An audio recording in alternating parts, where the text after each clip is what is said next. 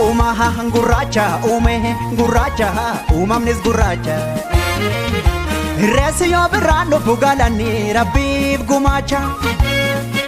Badheessi kan tulluutti bahanii birraan gara malkaa dhaqu Dhugaan ilma Rabbiiti kadhadhu eebbisiisa harka'e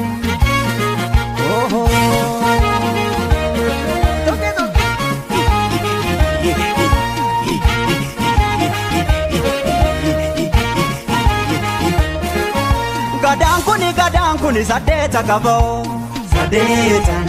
mareero Duudhaan kuni malkaan kuni barseera qabaay saddeetan mareero Yaa'iin kuni kaaduree qaboo saddeetan mareero Malkaan kuni irreessi barseera qabaay saddeetan mareero Sadeenni kan gadaati yaa'iin kun kan duudhaati galanni kan uumaati Irreessi kan waggaa marmaaru Uumaatti amanneetu uumamaan kadhanneetu haraaras arganneetu Ilaani Oromoo malkaatti hiriiru Duudhaa Oromoo ta'a qoranne safuu saba keenyaan daganne Harkatti barjiidhaa qabanne uumaaf uumama isaan zaganne Duudhaa Oromoo ta'a qoranne safuu saba keenyaan daganne Harkatti barjiidhaa qabanne uumaaf uumama isaan zaganne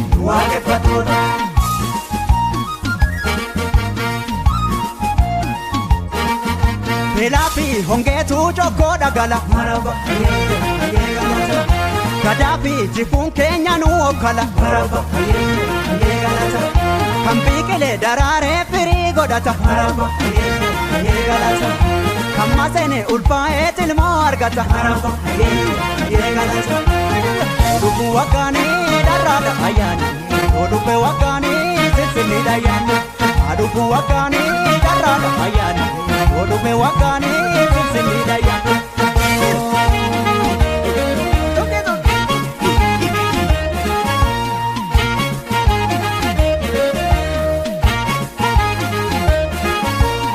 Saba Umaha gurraacha uume gurraacha uumamnis gurraacha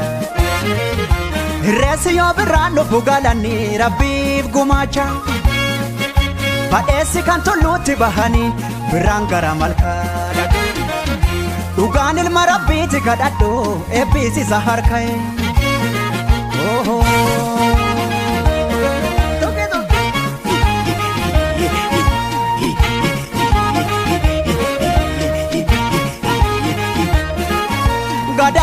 Gadaan kuni saddeeta qaboo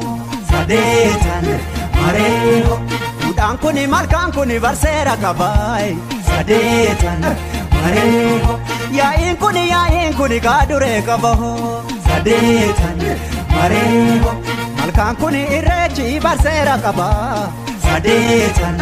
mareero Sadeenni kan gadaati yaa'iin kun kan duudhaati galanni kan uumaati Irreessi kan waggaa marmaaru Uumaatti amanneetu uumamaan kadhanneetu haraaras arganneetu Ilaani Oromoo malkaatti hiriiru Duudhaa Oromoo ta'a qoranne safuu saba keenyaan daganne Harkatti barjiidhaa qabanne uumaaf uumama isaan zaganne Duudhaa Oromoo ta'a qoranne safuu saba keenyaan daganne Harkatti barjiidhaa qabanne